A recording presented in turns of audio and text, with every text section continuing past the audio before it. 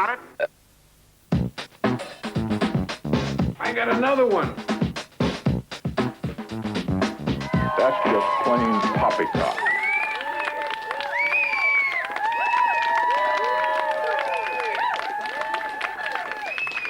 Hey, you guys crazy. Hey, you crazy. You crazy. You crazier than the rest, you fuck. Now, hey, listen, I gotta give a warning. If there's any guys out there who do not dig bad language or bad jokes, then hey, you switch off. You go watch Bob's Full House. I don't know what it is. Hey, crazy, yeah? Okay, I've just been body popping my ass off. And would you believe my ass is popped off? I can't believe it. Hey, my name is Manfred Muller, and I am from Norway. Oh, crazy. Now, you say, Manfred, why are you over here, you lanky shit? I tell you, I am here because I dig your English music, yeah? I love your Rolling Stones, the Blurs, and those crazy mop top, flop top, pop tops Oasis. Those guys are literally insane.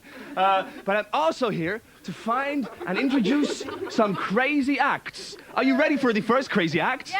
Oh, that is so fantastic. Please give it up for the one, the only, Mr. Simon Evans. Thank you.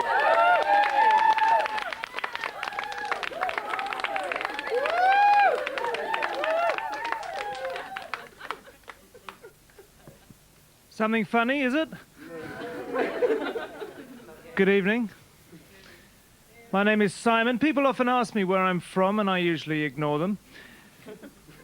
There was this fellow the other day, persistent. I said, it's hard to say, you know, I've been around a bit. He said, I'm sorry, sir, you'll have to be more specific. This ticket is only valid for zones 1 and 2. And this is Sheffield. Where do they find these pedants in British Rail, for Christ's sake? Jobsworths. I actually lived in Brixton until quite recently. Anyone here from Brixton? Yeah, man. Obviously not. It's not a bad neighbourhood. It's got a bit of a reputation. There hasn't actually been a riot there for months. But there is a kind of attitude to crime there that I found a little bit disturbing. I think the final straw for me was when a van pulled up outside with R. Dawson and Sons, burglars, just written on the side there. Started putting leaflets through the door, you know, put your video out on a Thursday, that sort of thing. So I looked around and I moved to East Dulwich, which is a nice neighbourhood. Anyone know East Dulwich? No. Imagine Eastbourne, but without the gaiety. Imagine Eastbourne without the Bourne, with a sort of dull itch instead. It's a quiet little neighbourhood. I've got these neighbours, right? Stan and Doris, lovely old people. They keep me awake some nights with their breathing, but they can't help that.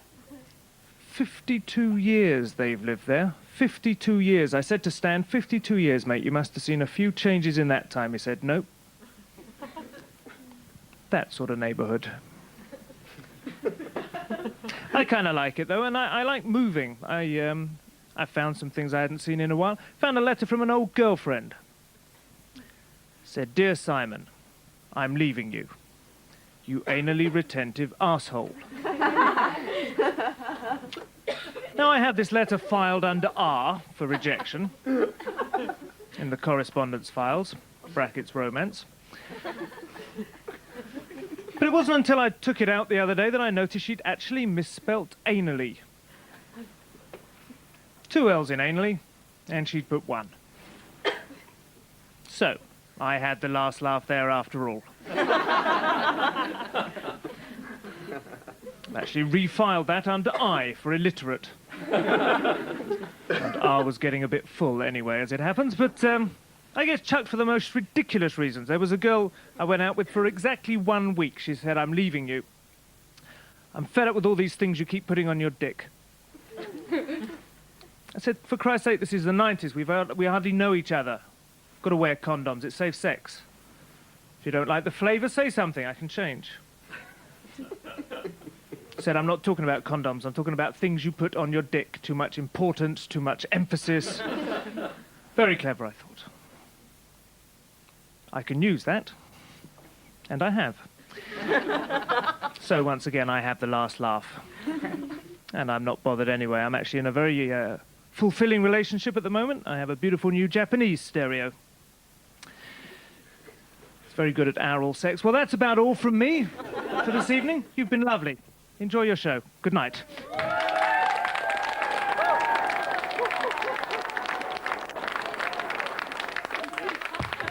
That guy, what a crazy fella, huh? A little bit like No Coward, but I don't think he's gay. Anyway, now I'm over here, and people say, why are you over here? I'm over here to find a bitch, to find some pussy, okay? Because now, some of you ladies may be surprised to know I've never mated with a chick in real life, not for less than 50 pounds anyway. So I am looking for some English ladies to satisfy my manly desires. Now you're saying, what have you got to offer us, Manfred? I will tell you what I have. In my package here, in my pants, I have a lot of manhood. I have over 2.5 inches of pure manhood, okay? That's 2.5 inches of my penis when it is fully erect, of course. If that was on the slack, would be a little bit scary, I know, but don't worry. Now, you ladies are saying, but Harry, how can we take that much? Well, let's just say, I got a pipe, and I want to lay it in your back passageway, okay? And maybe we turn the sprinklers on. Give it up for Joe Lisbell. Thank you.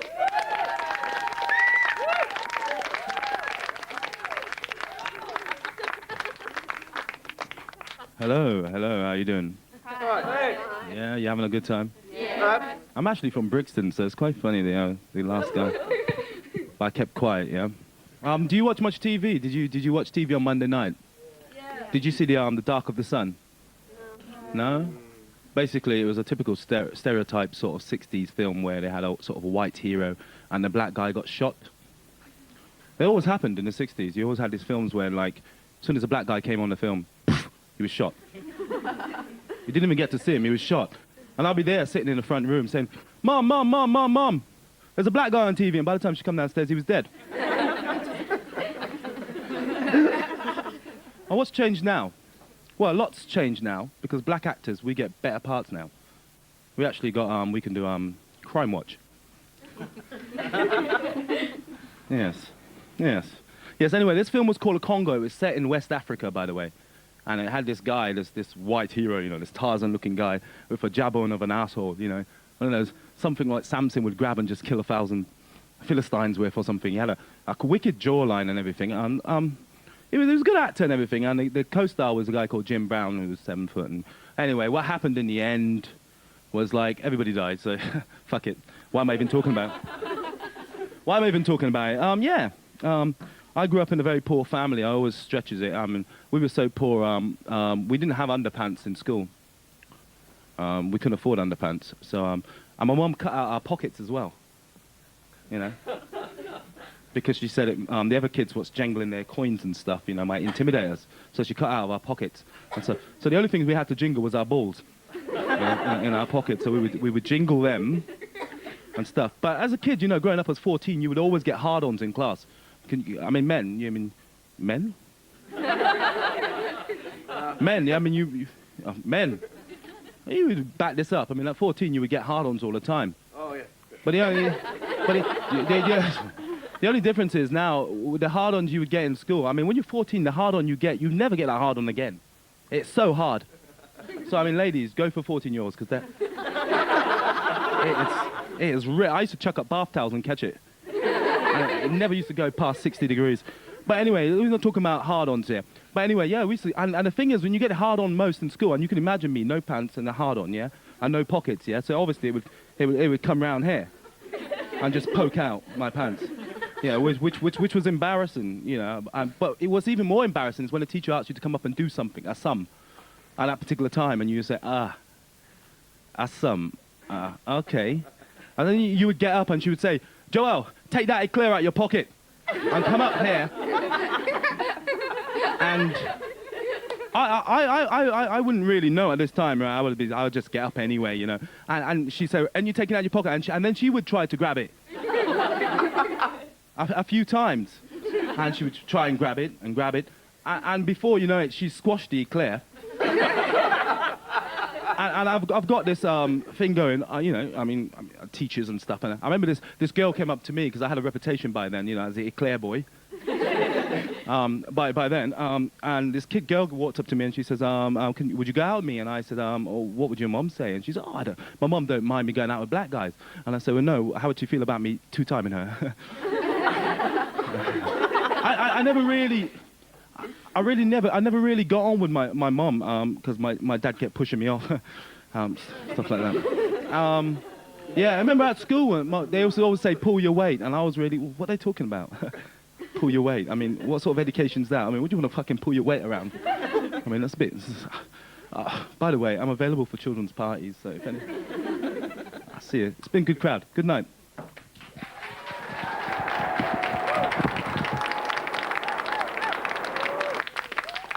Hey, what a crazy guy! Round of applause for the crazy guy there with the hat on. He's got a hat, he's a crazy. Now, hey, whoa, hey!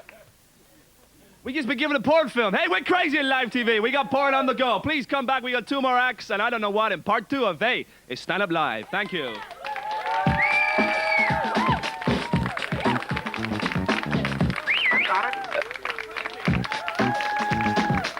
I got another one. That's just plain poppycock.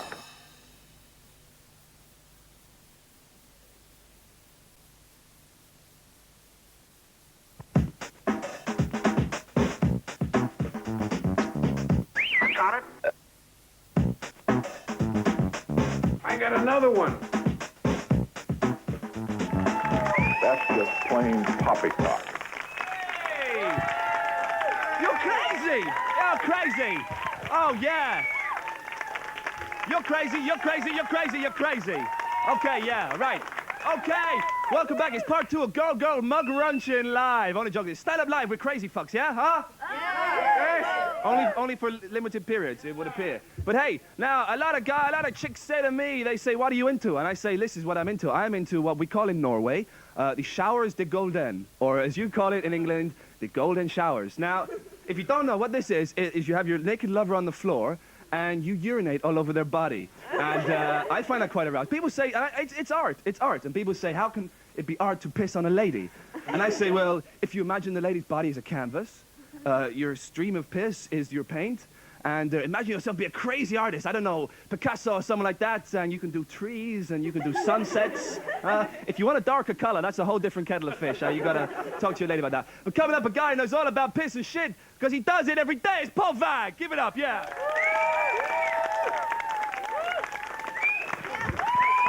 Hi, how you doing? Hi, how you doing? You all right? Well, here we are, 1997, another year, another bloody Christmas out the way. Can't say I'm sorry to see the back of it. Did you all have a good Christmas? Yeah. Oh, mine was terrible. I remember going Christmas present shopping for the wife, you know. And I walked into this lingerie shop looking at the sexy undies and things. And I said to the lady, have you got any maternity dresses? She said, yes, sir. What bust? I said, the condom. I remember that day quite well, because I was walking down the road and I actually found something. It was a bit of paper and it had some writing on it. And I picked it up and it said 2 loaves of bread, box of eggs, pint of milk, 50 Jews. I thought, fucking hell, this is Schindler's List. I couldn't think what to get the wife for Christmas, you know. So I decided I was going to ask her. I said, what do you want? What do you want for a present? So she's a typical bloody woman. She says, I don't know, surprise me. Christmas morning, she come downstairs and went, "Boo, you cow!" It ended up that I got her a larder, you know, because the doctor said the exercise would do her good. And you should have heard the noise from this engine. So I took it down to the local mechanic, you know, down to the local garage. And I said to him, have you heard the noise from this engine? Sounds like a pair of maracas. What is it? He said, girl from Ipanema goes walking by. I mean, we were living the life of Riley before Christmas. Honestly, she could have had anything she wanted, but then called the police, nicked me, took his credit cards back, and that was that, really, wasn't it? I remember when we first got married. You know, we went on our honeymoon. And there I was in the hotel, signing a register, and this cockroach crawled across it. I said to her, fucking hell, we've only been here 2 minutes. Look, that bastard's having a look to see what room we're in. And we got up to our room, and I'm getting undressed, and I'm thinking, yeah, here we go, we're going to have a bit of nookie now, you know. And I had this idea, and I took off my underpants, and I threw them at her, and I said, try them on for size. So she put them on, and she was quite petite in them days, my missus. And they were way, way, way too big for her, you know, they were massive. She said, I can't, they're way too big. I said, now you know who is boss in this marriage. So she looked at me and she took off her knickers and she said, try them on. Well, of course, I put them over my ankles. I couldn't get them up no more. I said, I can't get into your knickers. She said, no, and you fucking won't until you change your attitude either. Now, of course, you know, after our honeymoon, we moved into our first home together, and it was this real rough council estate in Bermondsey. I mean, when I say rough, I mean rough. We had Jehovah's bystanders. They witnessed nothing. Even the pigeons flew upside down because there was nothing worth shitting on. You know, because in the early days of marriage, she would do anything for me. I remember when she shaved off all her pubic hair. That has got to be the ugliest thing I've ever seen, a fanny with a 5 o'clock shadow. And she got herself into yoga. You know, this exercise where they bend their legs up behind their neck, you know. Well, I didn't know. I walked into the bedroom and went, ah! Comb your hair, put your teeth in. You're beginning to look more like your mother every day. But, of course, those days are gone now. After 10 years of marriage, you know, our marriage got worse and worse and worse. I remember recently, I was sitting at the breakfast table. She came down. She said, why don't you grow a tash? I said, what do you want us to look the same for? And she hated me. I mean, she died recently. She died just after Christmas. But she really did hate me. We were sitting watching telly one evening, and Channel 4, you know, The Birds came on. You know, an Alfred Hitchcock film. I went to bed. I didn't like it. I woke up in the morning, window was open. I was covered in breadcrumbs. So I killed her. I'm not proud to say this, you know. I did. I killed her. I cut her up. I boiled her. I fed her to the lads down the snooker club. I'm on trial for murder now. Of course, I would have got away with it. One of the lads turned around and said, here, Paul, your wife makes a nice sandwich. Look, I've really enjoyed myself, but I'm being cut really short tonight. You've been a wonderful audience. Thank you very much. I've had a really good time. This is Paul Vagg. Thank you very much.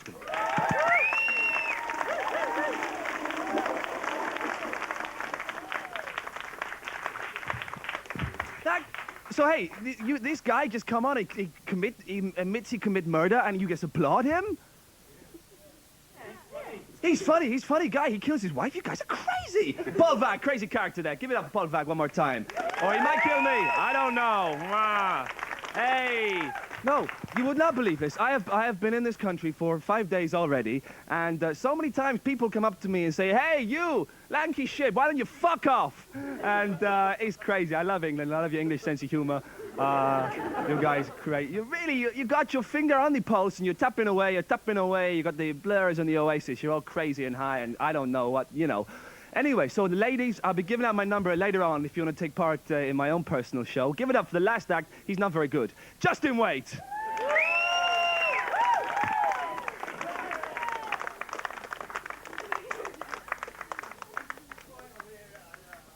Good evening. How are you then? All right. Oh, there you are. Oh, clap me for that. Yeah, go for it. Go on. That was good, wasn't it? So, I've been to the doctors recently. I've been to the doctors because, to be honest, I wasn't feeling very good. You know, I went to the doctors, and it's a good tip. Go to the doctors when you're not feeling very well. Don't go when you're well. You know, don't take the day off. And sit in the waiting room all day. Then go to the clinic, surgery, and say, Doc, I just turned up not feeling fine. Okay, I'm off now. You know, don't do that. That's a waste of time, I think. So, yeah, so I went to the doctors, and my stomach was terrible. You know, and he said, what have you been eating? You know, anything that disagrees with you? I said, what like? He said, like spaghetti arguments or something, you know. I said, what? I said to him, he said, spaghetti arguments. They're like spaghetti alphabet, but the letters arrange into argumentative sentences.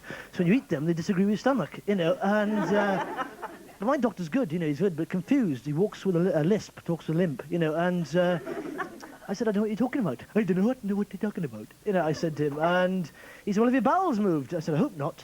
You know, I said, hang on, where would they move to? You know, and who would give them a mortgage? You know, no, because my bowels have shit for collateral, you know, and that's the way I look at it, like that. So, hey, whoa, Bessie girl, thanks. Ooh, looking thin, you think? Michael Stand, ladies and gentlemen. Now, so, yes, I believe in evolution. Evolution. I think evolution. That's what I believe in. And it makes sense. It's proof that evolution exists as well. Take the bee. The bee. Thousands of years ago, the bee just used to be an A, didn't it? And a couple of thousand years' time, be a C, then a D, then an E. Then there'll be confusion in the nightclubs. And so, yeah. So I was chatting to my gramp through my mouth. And my gramp, you know, he's a nice chap, very old, hair, teeth, eyes, legs. No, and my gramp drives taxis, you know. He drives taxis, my gramp. Drives taxis, you know, not for a living, for a hobby, you know. when the owners aren't watching, just gets in them, drives them off, you know, go on, grab! And, but he's old, you know, that's his excuse. But you got to have a hobby, you know, that's what I think, you know. A mate of mine recently, for the last 6 years, a mate of mine has been working in the Navy, you know. Recently, he's had a change of mind, now he works in the beige, which is a nicer colour. It suits him, I think, you know, it's better than Navy. Navy wasn't his colour, you know. I said that to him. And a mate of mine, I was in school, this, I can see you, I can see you. I worked with this mate of mine, here, stay. So I worked with this mate of mine, all right, how are you? And, 1 minute, sorry, yeah. Is it all right? That's at the back, is it all right? So this guy in school with me, he had a face, a mate of mine in school, had a face that looked like a bum, you know. It's very unfortunate in school, you know, and sadly, he was the butt of all jokes, and... Thanks. Yeah, but I was up with this mate a while back, and we went to a pub, and we got rather drunk, you know, and I went into the toilets, and I ended up in the staring competition, this person, you know, and I don't know how you know if you play this. What you do is you stare at each other, and the first one to blink loses, you know. So I was there staring at this guy, and I pissed as fart, and I was staring at him. I'm gonna win. And after 4 minutes, we both blinked at the same time. It was only then that I realised I was staring at the mirror, you know. Anyway, thanks a lot. Good night.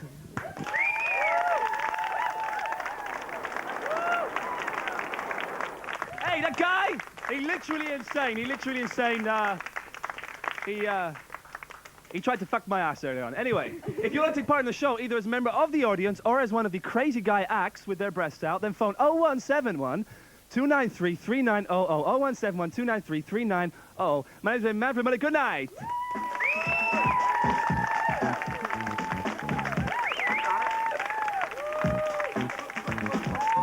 I got another one. That's just plain poppycock.